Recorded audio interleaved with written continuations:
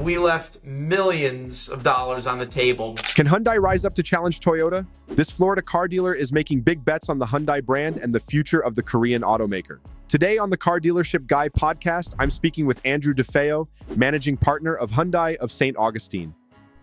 Don't forget to click subscribe so you never miss an episode.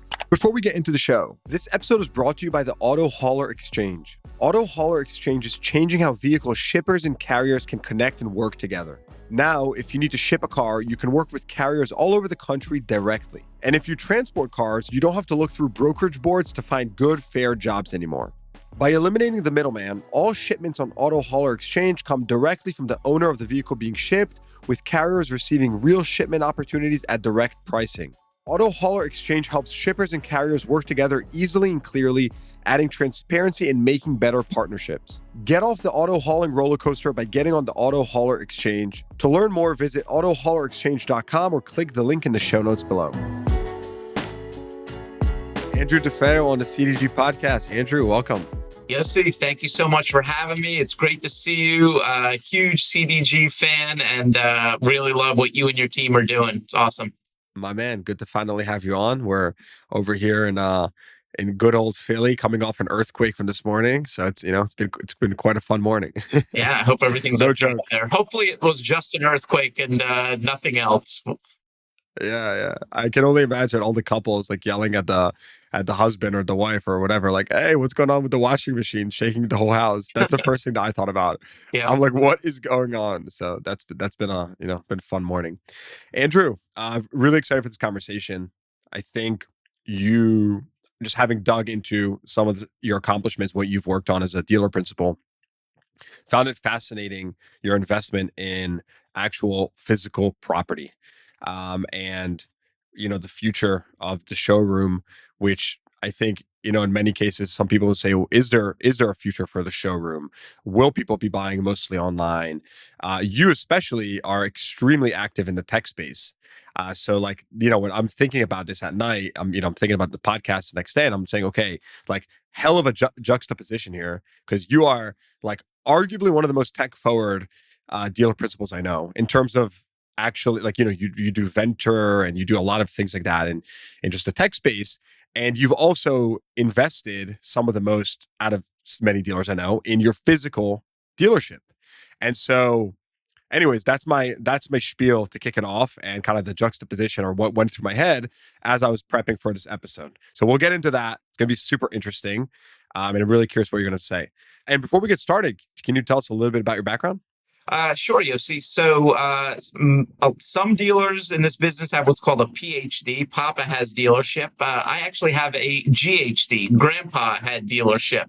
And so my grandfather, his family was a baker, and he, back in the 40s, started to just kind of jockey used cars, had enough money to buy one, sell that one, profits to buy two, sell two.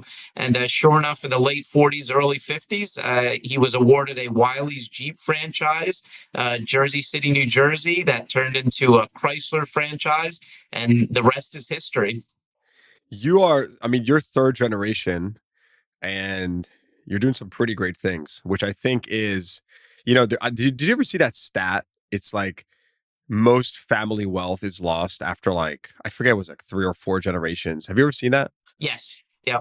Well aware of that. I am the generation that me, my brother, my cousins should have ruined the business by now, but we're still kicking. What was it like growing up with a dad and a grandfather in the business? Sure. So we basically had gasoline in our blood. In the state of New Jersey, there's something called blue laws where you weren't allowed to open on Sundays. So that's when we saw our father. But during the week, they were from open to close. They grew the business pretty big in the 70s and 80s between my grandfather, father, and uncle were the primary owners of close to about 35 dealerships across Connecticut, New Jersey, New York, and luckily Florida. We'll get into that later. But in the late 80s, recession hit. They were spread a little thin.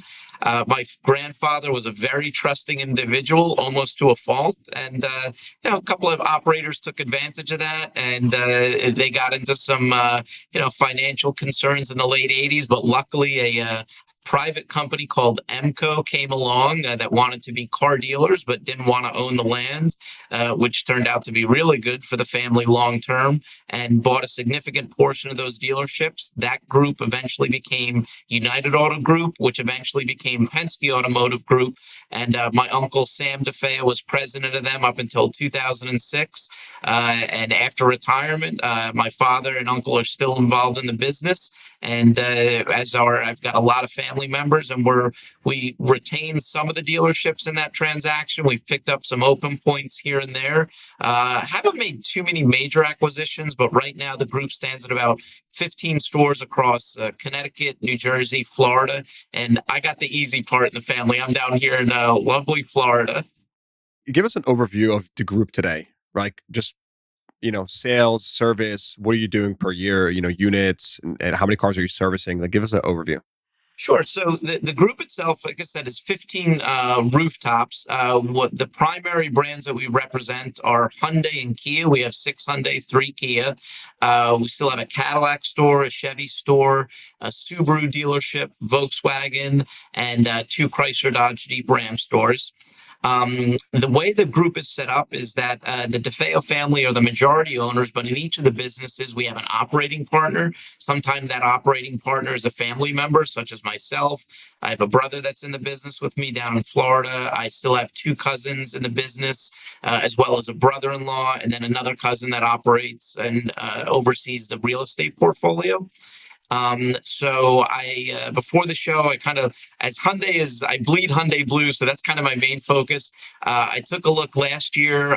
The 6 Hyundai stores retailed just over 8,000 units, which represented about 1.1% of Hyundai's total national sales. Out of the 845 Hyundai dealers that were there.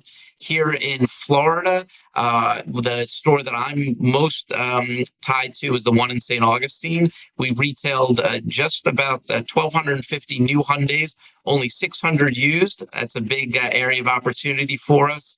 And now that we moved into our new facility, our plans are much greater, long term, probably closer. I think we've got 2,400 new and about 1,200 used in us on the footprint that we have here. And the other locations are, one location is similar in size, another one's about half the size of us, and then our Volkswagen stores about a 80 to 100 new and used car a month store down the street from us. Okay, so I want to dig into that. What do you think about? Give us the background on your store, your new store. Again, I just found this fascinating that the size of this investment, which I'd like for you to, break down for us. But I want to know if you can just give us the background and why you decided to make this investment in this really nice new store in a new part of town.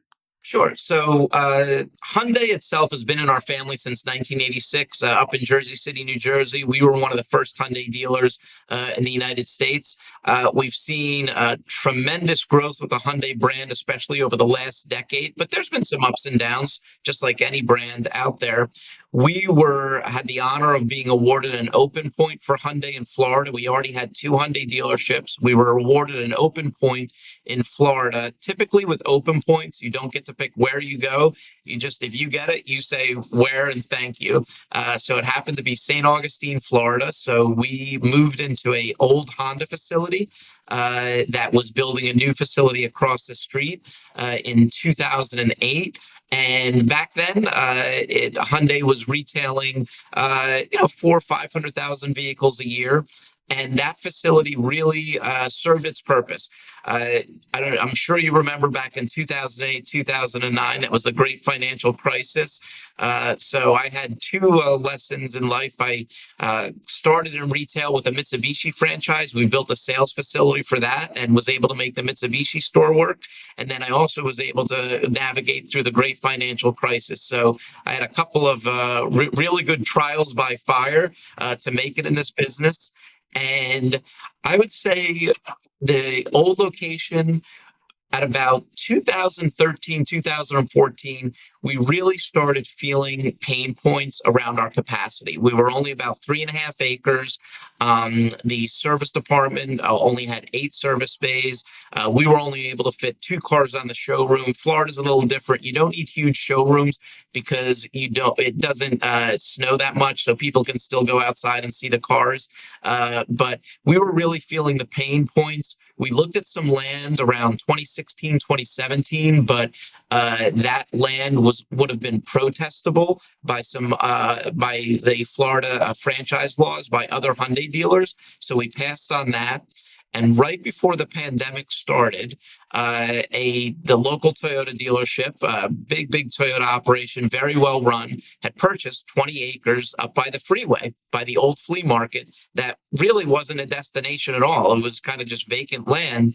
And I called up my uncle, who's one of our operating partners, and I said, Sam, I said, the Toyota dealership is moving up to the freeway. I think it's time with the Hyundai's kind of push for their new facility design and their facility program. I think it's time for us to make the move.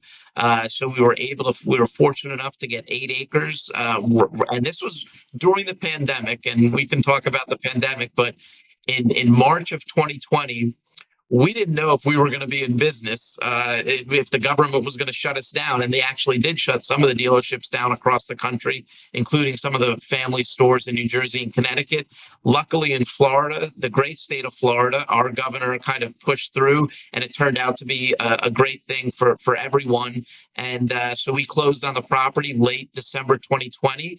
And we finalized construction in September of 2023. We opened in December of 2023. Wait, but I want to understand, right? How big was this investment in terms of dollars? So total investment by the time we put the last phone on the desk and the last computer, service and everything, probably 16, $17 million. It was a sizable investment. Pre-COVID, that would have been closer, we think, to about 11 or $12 million. So COVID, the inflation that took place there between material and labor really pushed the price up. This episode is brought to you by my very own car dealership guy industry job board. CDGjobs.com, my industry job board connecting the best talent in automotive with the best companies, will remain absolutely free for CDG listeners to post and fill available roles at their companies. This free job board is for anyone in automotive, vendors, dealers, lenders, manufacturers, auto tech, everyone. Already, over 100 companies have posted open positions, including Lithium Motors, Recurrent, Credit Acceptance, Veros Credit, Cars Commerce, Shift Digital, Plug, Fullpath, Westlake, Trade Pending. You get the point. The best part is that when these companies hire through cdgjobs.com, they are hiring the most informed candidates in the marketplace. So don't hesitate. You can add your open roles today by visiting cdgjobs.com or clicking the link in the show notes below. That's cdgjobs.com. And so, if I'm a dealer listening to this, considering making an investment, like what was the thought process that went into making this investment into such a great, new facility?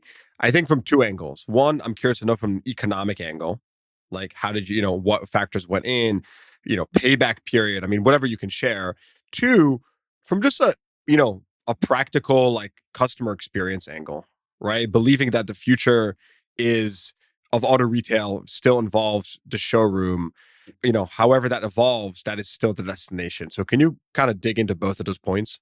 Sure. So, from an economic perspective, we reside in St. Johns County. Florida is one of the faster growing states in the country, especially during COVID. There was pretty decent size movement from the tri-state area.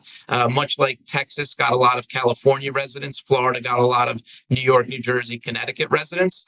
And our county is one of the faster growing counties in the state of Florida. And a lot of that growth was happening in the northern part of the county versus we were kind of in the central part.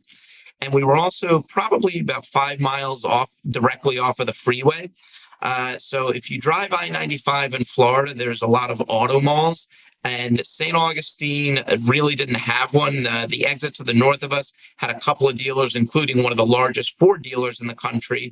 And so we saw their success, and we said there's definitely a reason for us to be by the freeway, especially when one of the larger Toyota dealerships in northern Florida is going to be there. I, in hindsight, if we were the only dealership moving, I don't know if we would have done that because Hyundai is a great brand. I don't know if they're a destination brand just yet. Toyota is a destination brand. It draws just a tremendous amount of traffic. And so the fact that we're right next to it, and now there's going to be a Mazda dealership right behind us, there is safety in numbers, and we kind of all complement each other as far as our products. There'll be a lot of cross shopping, but the population in St. Johns County is growing enough that there'll be opportunities for everyone. Anything you can share on like the actual economic side, specifically like numbers wise, right? When you made that type of investment, what was going through your head, and how did you think about payback period? Sure. So the land itself, St. Johns County is still, even for people to live here, it's relatively affordable. So the land itself, back when we negotiated it, was in 2020 for 8 acres. It was a little over 400,000 an acre. There's parts in South Florida where there's probably 10 to 20 plus $1 million an acre for land. So the land was relatively reasonably priced. Hyundai's facility program, the facility itself is gorgeous. But what came with that was the materials are a little bit pricier. So that definitely pushed the cost of the building up. But we're getting rave reviews from our customers, and it really improved the morale of our employees. And now we feel that we have a facility that is in line with the quality of the Hyundai vehicles. The Hyundai vehicles have been definitely over the last several years. Their design they've really upped their game. Like I said, the cost was definitely, I mean, again, I picked the worst time to open up a dealership in 2008 before the great financial crisis. And I picked the worst time to build a dealership during COVID with inflation through the roof. But as far as payback period goes, luckily, profits, again, I don't think anybody in this business would have thought in their wildest dreams the amount of profitability that was made during the business. Uh, During COVID, and we were one of the only dealers in our area that didn't charge over MSRP. We can talk about why in a little bit later about my philosophy towards business, but we still were very, very profitable. We could have been wildly more profitable if we took advantage of that supply and demand um, mismatch. But profits were good. We put all of that back into the business, and we borrowed some money from our lender that we've had a long-standing relationship for. As far as payback period, it's probably going to be, depending on how you look at it, 3 to 5 years. The behind the scenes math, but 3 to 5 years, I think we're comfortable in saying publicly. Yeah. So look, when I think about that, right, 3 to 5 years, you make this big improvement in the facility. A couple things come to mind. First of all, does the manufacturer give you any preferential treatment? Other any other ancillary benefits now that you're getting out of this? We know that it's better for customer experience, but what else behind the scenes is benefiting you from being in a facility like this now? Sure. So Hyundai, most manufacturers at some point in their life will have a facility support program. Sometimes it's not necessarily published, but this one was a published program called the Hyundai Accelerate program, where they wanted to get a upgrade their dealer body, their 840 dealers, and it was a favorable program. I wouldn't say it was. There's been some manufacturers where it was almost like a 50-50 partnership.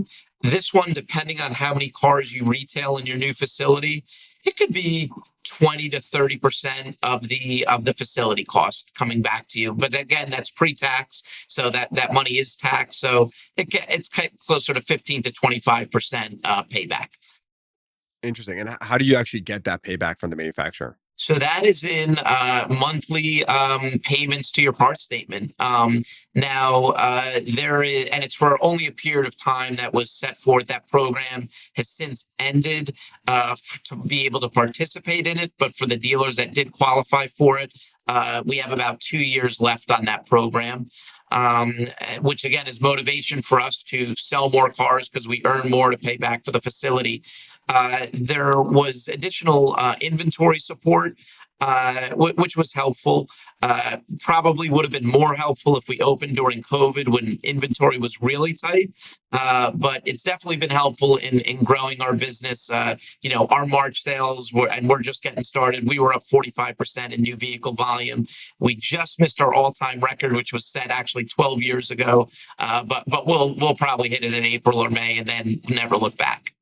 Interesting. 12 years. What happened 12 years ago that you think led to a record that long ago? Sure. So during 2011 and 2012, there was a tsunami in Japan that caused significant inventory shortages for Honda, Toyota, and Nissan. Hyundai also at the time had a new design called fluidic sculpture in their sedans with the Sonata and Elantra. This was before the SUV craze. So those two things combined really lifted Hyundai up. They really put Hyundai on the map. Hyundai was on the cover of Fortune magazine, and it was a great time. And December of 2012, we sold 144 new cars in our hold facility, and it's been a while since we've gotten even close to that. Then, unfortunately for Hyundai, they were too sedan heavy when the shift to SUV happened. And so while the industry was going 60-70% SUV, Hyundai was still closer to 50-60% sedan in their pipeline. But that's definitely been adjusted, and we are now at a comfortable 70% SUV, about 25-30% sedan. Why didn't you charge markups, or why didn't you take advantage of the supply demand imbalance? So I am not in the car business. I am in the relationship business. And I don't necessarily focus on one single transaction, whether it be in my sales or service department. I want to create a relationship with somebody and then nurture that relationship over time with them, their family members, their friends, their neighbors, their social media contacts. And while in the short term, there was a lot of money left on the table. We had people flying in from California to buy Palisades because you could go on Reddit and see people talking about you got to go to Hyundai of St. Augustine because they're not charging over MSRP for Palisades when some dealers were charging 10, 15, $20,000 over. And look, there are many different ways to run their business, and I have all the utmost respect for everyone that was doing this. But I just felt long term it was in the best interest of our business and for my employees that we didn't take advantage of that supply demand mismatch equation. So I want to take the other side of the equation here. So intentionally, right? I want to think of every listener to this podcast right now, and I want to think what is going through their head. All right. So a couple things. First of all, I am a dealer and I'm telling you, oh, well, Andrew, that customer from California, he's just using you. He's not going to be a customer for life. So why go out of your way to, offer them, the long end of the stick when anyways they're not a local customer. There is no relationship there to be had. How do you respond to that?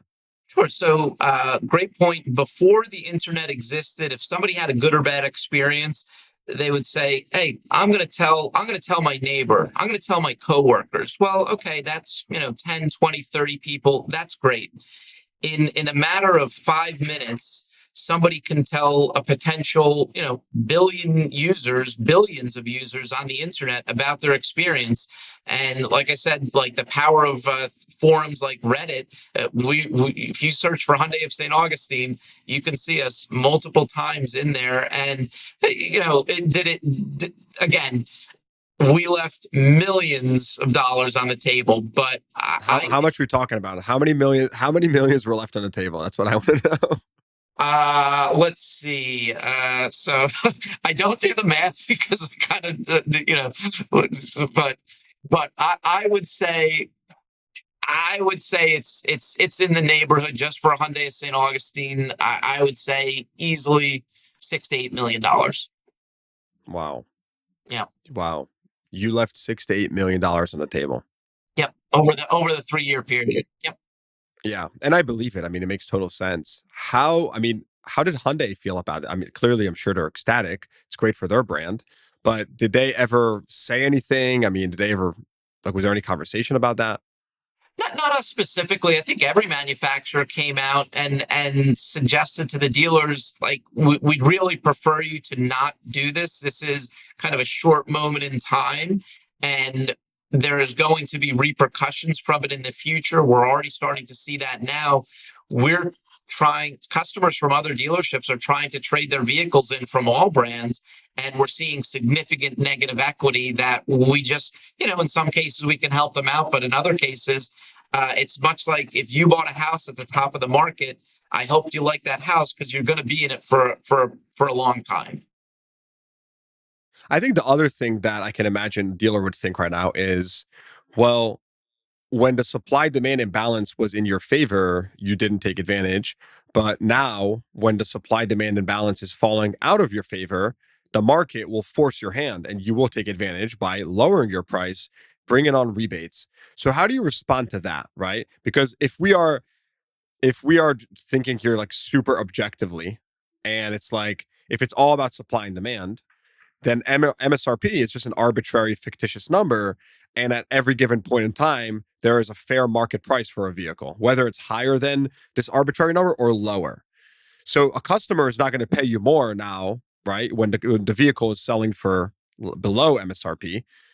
How do you reconcile that? It's a good question, and I think again it goes back to our reputation. That's what I'm here for, Andrew. That's what I'm here for. Yeah, and the I think we've earned enough goodwill over the years because, and we can talk about not just during COVID, but just not charging markups like they call them addendums in this business, or adding on, what I feel are unnecessarily ads to, $500, $1,000 tint, $2,000 pinstripes. We've gained a lot of business because we don't do that. And I think customers, at the end of the day, we need to make a fair profit. And I think customers are willing to pay us a fair profit because they hear from their friends that we are so transparent and upfront in our process, that we didn't take advantage of that situation, that we don't have markup stickers on our vehicles. And sometimes we've heard feedback from customers to say, I bought from you. I paid more for the vehicle because of the experience that I got from you versus the time it would have taken me to save an extra $500 from somebody else. Or the other vehicle might have been able to sell me the vehicle for less, but they required me to finance with them and then buy their family package and things like that. So I think in the long term, again, many different ways to run this business. We run a pretty profitable business. I think I also want to make sure my employees know, my team members know that I would never ask them to do something where that they are not proud to go out to dinner with the logo on their shirt. We can wear this anywhere. I mean, it was funny. I was at I don't eat it often, but I was at an ice cream shop the other day, and the person behind the thing gave me a little extra scoop because he said, "I love Hyundai of St. Augustine." And I said, I really appreciated that. And it turns out that he was in school to be a technician. And I said, we're looking for technicians. And he applied. And I think we might be able to give him an apprentice job. And when he graduates, he might be working here. So again, that's what it means to me, that we're proud to wear our logo around town. People know that we're a good place to do business with. And it's not just the single transaction. It's a long-term relationship with the brand, with the Hyundai brand, and really with our people. And we're trying to really get our people to understand that they are the brand. They want to do buy from that person, service with that person. It's not just about Hyundai. It's not just about Hyundai of St. Augustine. It's really about them, the frontline employees. So, with full intellectual honesty, was it worth it in hindsight? Yes, 100%. And I mean, you're a living case study. Like you are, literally a living case study. What do you think what was it, like you said, all the reasons you mentioned? Is there anything else I'm missing before we move on to the next topic? Right? Like any takeaways now, if you could go back to 2020 or So a lot of employees in this business, let's take the stock market. there were a lot of people during COVID that thought they were the next Warren Buffett or Bill Ackman. Everything they bought, stocks just go up, right? Stonks. Same thing in the car business.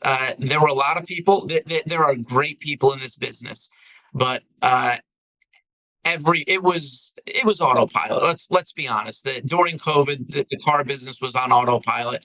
A lot of money was made. Pay plans weren't changed. So you had salespeople, sales managers, general managers, dealers making an excessive amount of money, and they had lifestyle creep, most of them. And now their pay is back to 2019 levels, depending on the brand. It could have even been before that, and they're saying, where was my COVID paycheck? And it's not there anymore. So now those businesses are losing that talent because those people are trying to go somewhere else to make that type of money. And my question, my answer is, where are you going to make that type of money? I mean, okay, Toyota, Lexus, possibly, but so we didn't lose people because yes, our team made money just as we made more money as a business, but it wasn't to the excess that you saw at the other businesses, and now they're losing quality people, and we've actually even picked up a couple of them. So you mentioned other brands. I got to ask you. I mean, do you think there's a future where Hyundai challenges Toyota? Like, do you think that's realistic? And when I say challenge, I mean in market share. Sure. So my answer right now is no, and it's not because I don't believe they can as a brand in terms of quality or brand image. I think it's because of production capacity right now. Over time, I know we've got the Meta plant opening up in Savannah, Georgia. That's going to be late this year. That can produce about 300,000 up to long term 500,000 vehicles. I know right now it's slated for EV, but we're hoping it can produce some hybrids and some plug-in hybrids. We might be able to sell three. Whoa, dig into that a little deeper. Dig into that a little deeper. What's happening behind the scenes here in Hyundai world, right? Why did you just say that? Well, I just read the headlines for any manufacturer. I mean, even just yesterday or the day before, Ford announced that they're kind of scaling back their EV hopes and dreams for a three-row crossover and some of their trucks, and they're focusing more on hybrids. I don't discount that EVs will play an important role in the framework of the United States, but I go back to my days at Toyota. They are one of the most well-run car companies, let alone companies, and they've been vocal that they think 30% is kind of the watermark in the United States. And while Hyundai is a bit more bullish on EVs, they're also spending a tremendous amount of money in hydrogen. They've got some fantastic hybrids and plug-in hybrids. So it's difficult to determine where the EV percentage is going to be in 5 years. If you say, well, where would it be in 50 years? Well, I mean, let's be honest. There's not going to be 60, 70%, 80% ICE vehicles on the road in 50 years in any part of the world. But I don't think, my personal opinion is, I don't think it's going to be all EV. I think there could be even a technology that we don't even know that exists. I mean, think of the people that were fighting DVD versus Blu-ray. Nobody knew that streaming was going to come around, and now it's made all of that obsolete. So my concern is that we as a country, manufacturers, I really feel for manufacturers because they've got to spend tens of billions of dollars in capex for something where right now there's some manufacturers losing tens of thousands of dollars per EV that they sell. And at some point, the CFO is going to say, well, we need to stop making these. And sure enough, we're seeing that from General Motors and Ford and some other manufacturers. And then me as a dealer, I mean, our part of that our spend on our new facility was EV infrastructure. Cost me probably $600,000 between all the chargers, additional conduit I have to have. And I'll be upfront, in the state of Florida. EV sales are not robust at all. We are starting to see a little bit of uptick because the manufacturers helped out with significant incentives. I mean, we're like when you can lease an EV for under $100 a month with a few $1,000s down, you're going to sell. It doesn't matter what it's powered by, you're going to sell that vehicle, and that's kind of where we are right now with that. So going back to the Meta plant, it is going to be a world class facility, and I hope that they have a plan B in the near term to at least build hybrids and plug-in hybrids and EVs because our consumer base in a lot of parts of the United States are really looking for the hybrid and that plug-in hybrid option. I want to shift to your store a little bit. Like, talk to us about your actual store profitability, right? You did mention you have an opportunity in used. I'm curious. I'm curious about your split between new car profitability, service profitability, how it all funnels down to the bottom line. Can you shed some light on that? Sure. So, and again, a lot of opportunity in fixed ops too. So last year was our last kind of full year in our old facility. Our service and parts profits were about 30% of our total net profit. We have increased our service capacity about 2.5 times. So I definitely see our fixed operations business probably getting closer to 40. I really hope 50% of our net. And if it's 50% of the net, it's probably, when we talk about the term absorption, how much your fixed operations kind of covers your expenses, closer to 70 to 80%. Which is pretty good for an import. Domestics are usually, you can get some domestic franchises that sometimes are over 100% fixed absorption because the warranty work is so much more on that. Keeping in mind, So just so I understand, your absorption today is 70 to 80%. no, it's probably closer to 60 to 70% of my expenses. Yeah, Got it. and then when you go to the bottom line, closer to 30%. Our new car business is about, I looked at the number this morning, was about 55% of our net profit. Actually, it's closer to 60%. And then our used car made up the remainder of that. One of the reasons why the new car was so high is there's what they call below the line support programs that you don't aren't seen on, when you see invoice to MSRP. There's some, depending on if you have good customer satisfaction, you're using all the right tools that the manufacturer wants you to use. There's some support programs, but again, we really see opportunity in pre-owned and fixed. But on the pre-owned side, um, I cut I kind of learned the ropes on the new car side of the business. I started at Toyota. I got into, Mitsubishi, then Hyundai, which kind of new car franchises for us. And I like the scoreboard of the new car rankings. My uncle constantly reminds me that let the, you can shoot for the moon there, but let's get the used car number up. There's some really successful new car franchises that are uber successful because they have that used car game. So last year, our new to used ratio, which is kind of a metric that we look at in the industry, was close to 3 new to every 1 used sold. I think this year I'd like to get it closer to 2 to 1, but I don't think we in Hyundai St. Augustine will be at that 1 to 1 ratio. I know some dealers that are 4 used to 1 new. It's that big of a swing there. Is that driven, from what you're saying, is that driven by simply fewer used or more new? It's probably a combination of both. Really, more new. Right now, we are not acquiring vehicles at auctions. It's really just we are trying to be super focused on driving our new car volume because we did get some additional support from the manufacturer. And from that new car volume, we're going to be very competitive at the curb of trading that vehicle in. Uh, it's difficult for us. Like, so in the state of Florida, the number 1 used vehicle is the Ford F-150, followed by the Chevy Silverado. Then you go down the line, the Honda CRV, the Civic, the Camry, the RAV4.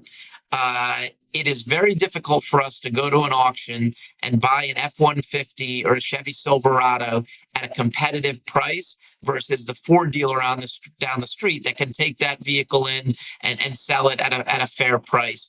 Now we do great with our Hyundai vehicles that we take in on trade, and we definitely love the Hyundai Certified Used Vehicle Program. But at this stage of the game, I'm not ready to go out to the auction to try to buy other people's leftovers. And there's usually a reason why a vehicle is at an auction in this day and age with all the internet marketing and Google. That if a vehicle didn't sell somewhere other than maybe a convertible in Colorado versus in Florida, or on vice versa, a four-wheel drive Suburban in Miami versus being sold, there's usually something wrong with that vehicle at the auction. But again, I'm learning the car business, so. So let's recap that for a second, right? Profit, let's just, the profit breakdown, we're talking roughly 55% new, 35% service, fixed ops, parts, and then the remainder from used, right? Secondly, you mentioned that your used is primarily off lease, non-auction. Are you acquiring used in any other way? Are you buying off the street? We are in the process of creating a campaign around buying off the street and in our service lane. I'm uh, I'm a big fan of cats. Most people are dog people. I'm a cat person, and so our mascot is my tuxedo cat. His name is Frankie, but we've created the mascot Augie for St. Augustine, and we're just in the final stages. In about next 30 to 60 days, you're gonna see a campaign around Augie buys cars, and that's how we're gonna kind of go to market with being a cat dealership, not a car dealership, to try to be a friendly place to either sell or trade your vehicle in. So we're excited about rolling that out. All right. So again, going back to what I mentioned earlier in the podcast, like one of the most interesting things about you is your deep involvement in tech. And by the way, now that you've told me that you lived in California and you're now, I add up, everything adds up. I understand how you got exposed to this world. So that makes sense. I want to ask you though, as someone that is so tech savvy and you're so involved in the ecosystem, I see you tweeting and I see who you're replying to, and you've told me, right? Like it's impressive because I know a lot of this world given my prior experience having, built a startup. But what are you seeing in the market today when it comes to either breakthrough, innovative, kind of game-changing technology that is impacting automotive retail? What are you seeing? What is on the forefront that is really kind of, has captivated your attention? Anything out there? Sure. So I think at the end, we look at technology. There's a lot of shiny objects. We walk the floor at NADA. Hundreds, if not probably, maybe I don't know if they're up to 1,000 vendors or not, but sure feels like it. That we want to look at tech that can improve the experience for both our employees and our customers. And sometimes it comes off real shiny in the demo, but then once it's implemented, it creates more bottlenecks in the system. And we're trying to reduce as many roadblocks and bottlenecks as possible to have a seamless experience. At the end of the day, we're going to save customers money, but we're going to really save customers time, because time can't be replaced, money can. So time is really everybody's most valuable resource. So anything that can save time in the process for our employees or customers is really important.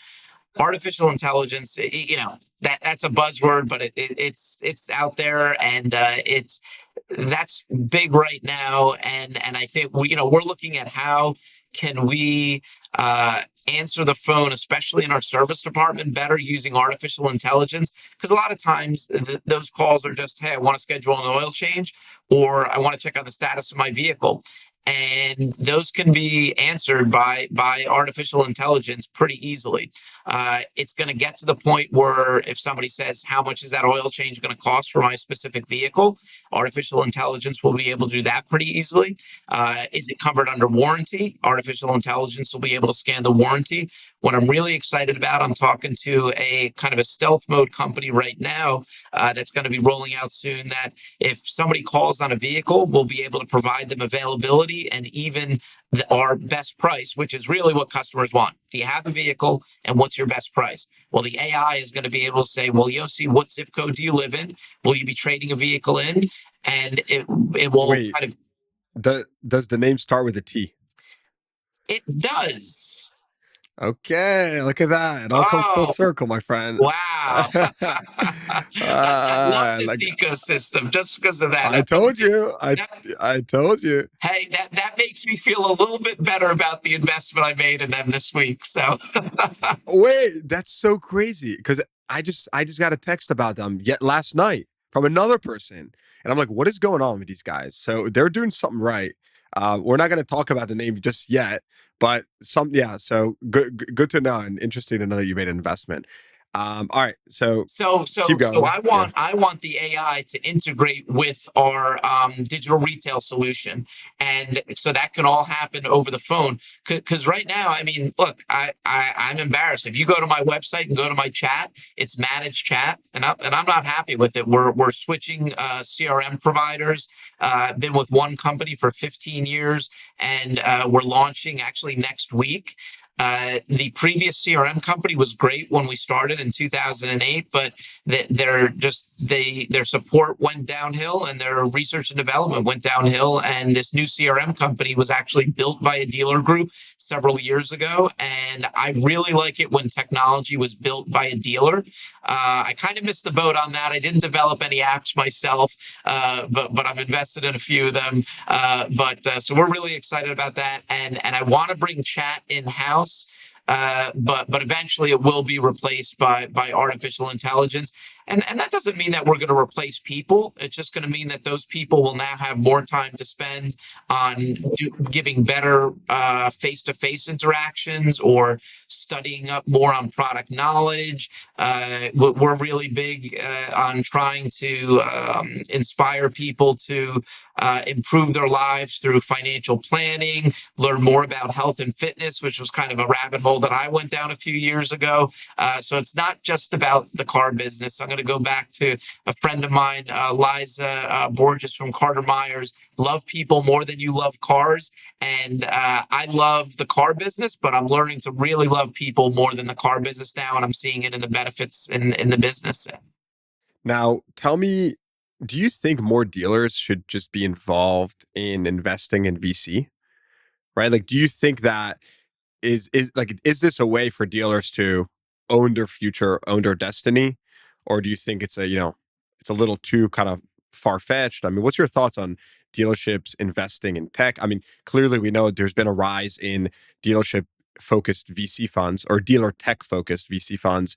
We have FM Capital, we have Steve Greenfield with Automotive Ventures, we have Auto Tech Ventures. There's a handful out there, but I'm curious to know what's your thoughts on dealers investing in VC in general. Sure. I mean, but caveat, it is a very risky business that most of these companies fail, but when they do succeed, you get a roadster, or companies come out of it like that. I've only been doing it for a few years now, but it's really helped me network with people that really weren't in my professional or personal network before. And I'm learning a lot about the future, and it's not just automotive. It's around the artificial intelligence space. It's around biotech, and things that I just couldn't see in a retail business in St. Augustine, Florida. I'm definitely, yeah. I mean, if I give any advice, play with money that you're willing to go to zero, because it most likely will go to zero. But there's that one or two companies that you placed a small bet on, that can give you outsized returns. But look at it not just from a return perspective, but really how I can learn more about the future and how this can help my business and really just help society in general.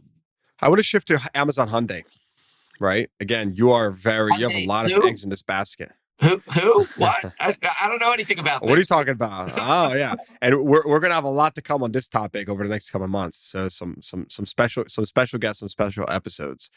You have a lot of eggs in this basket, right?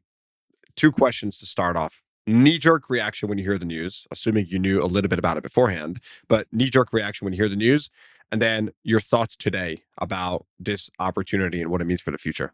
Go. So I remember the announcement very well, and that was fantastic that you got our Hyundai National Dealer Council Chairman Andy Wright within I think 24 hours on the pod. That was an awesome episode. I often go back and listen to it a couple of times just to get particulars. My knee jerk reaction was, well, Hyundai already had a partnership with Amazon. They've had it for almost 4 years. It was called the Evolve Showroom, and so when I had some dealers calling up really scared about this. I said, "Do you know your inventory's been on Amazon for the past 4 years?" And they said it was.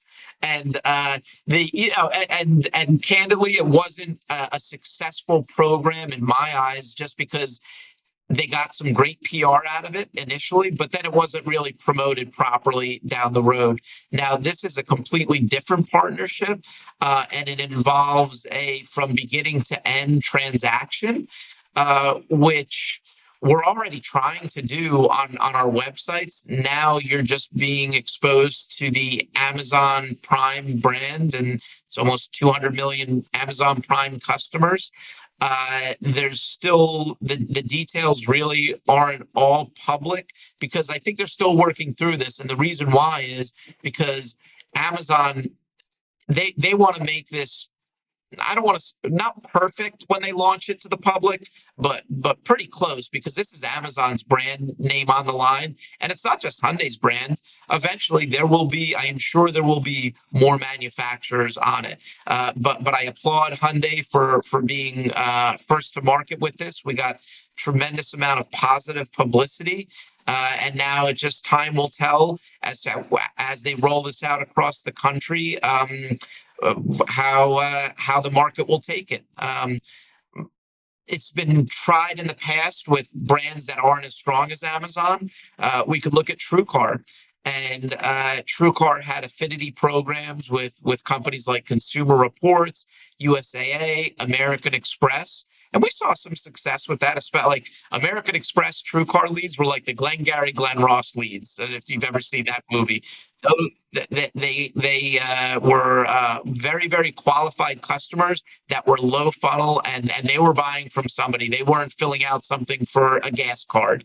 Costco has been an affinity program that many dealers have had success with. So this is another type of affinity program, but it's also got some tech behind it to see if they can make the transaction a lot smoother for the customer and hopefully for the dealer. I think I would tell you that I did also come after we did that conversation. I did feel similar to you that it was something that was maybe misconstrued in other media. And after Andy had explained it, it seemed, pretty something pretty understandable and not all the hoopla that it was made out to be, or something, potentially very adverse to the industry. So I would agree with you there. I still think it's interesting to see how that's going to evolve, and how dealers in general are going to do more of an online transaction on the new side. So I'm actually surprised Amazon is getting in on the new car side before they would just buy, like when Carvana was trading at $5, they should have just bought Carvana, and they would have had a tremendous used car operation along with reconditioning facilities, because I think at the time Carvana had already bought Odessa. And then they could funnel those pre-owned customers into the parts and accessories business that is very robust on Amazon. But obviously, Carvana's stock has kind of skyrocketed over the last year, and I still think that there is a play for Amazon to get into the pre-owned vehicle business, but I don't know. Maybe I'm putting my foot in my mouth because I don't know if I necessarily want them in the pre-owned vehicle business. I mean, does that even make sense for them with no supply chain, advantage, no moat, right? Carvana is not even a franchise dealer. They don't have lease returns. They don't have any proprietary source of supply. Do you think that it just feels to me like it's goes against Amazon's kind of ethos of really owning their supply chain, having that competitive advantage. While I agree with you that Carvana is a great organization and the way they operate, meaning, they have the logistics network and whatnot. They don't have the supply chain advantage, even with owning an auction, right? They don't own the cars that run through that auction. So I think I've always been very skeptical. And I've heard, Amazon, Carvana, even lately, I've actually heard it a couple more times from some people that pretty smart people. But I don't know. I just don't see it. Yeah, like you said, there's no used car factory, and so the supply chain is probably the most important part of your pre-owned vehicle business because you have to own that vehicle right to be able to make a fair profit and recondition the vehicle properly for safety and cosmetically and mechanically. So you bring up a great point, but I also think that. It it gives Amazon the ability to get people into their ecosystem for that parts and accessories business, which is, probably very high margin for them. And if they ever go down the line of also having Amazon service centers, like, look, nothing is out of the question with a company like Amazon. They've gotten into almost every vertical. They've also gotten out of a lot of verticals.